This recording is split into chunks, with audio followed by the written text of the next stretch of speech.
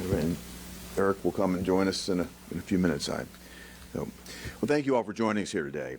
I'm here to talk about the D.C. crime bill that's come forward. And I just want to give you some context here. In Washington, D.C., carjackings have increased consecutively 5 years, year over year. In the past 3 years, the number of carjackings in the District of Columbia has tripled. Homicides, 200 homicides in the past 2 years. And today, in February, we're running 20% ahead of where we were last year in terms of the number of homicides committed here in the District of Columbia.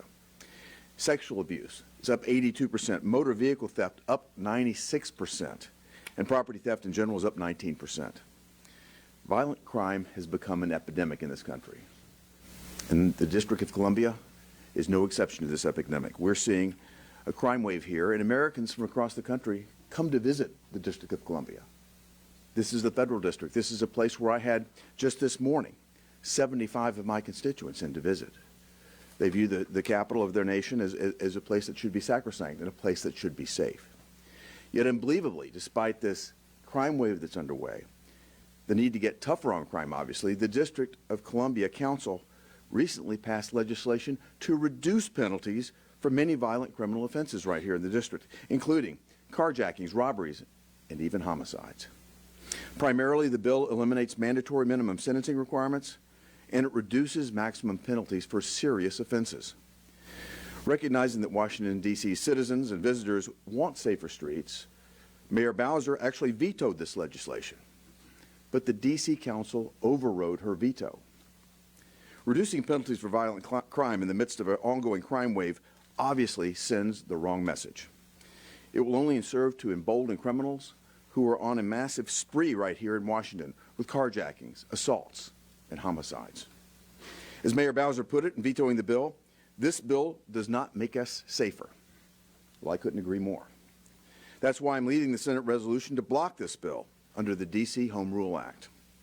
In our nation's capital, Congress has a constitutional obligation to preserve law and order because Americans travel here from all over the country to meet with their federal representatives. They shouldn't have to worry about their safety. The D.C. Council's bill makes our nation's capital less safe for residents, for employees, and people that would visit us here from around the country and from around the world. Under the U.S. Constitution, Congress is responsible for governing the District of Columbia.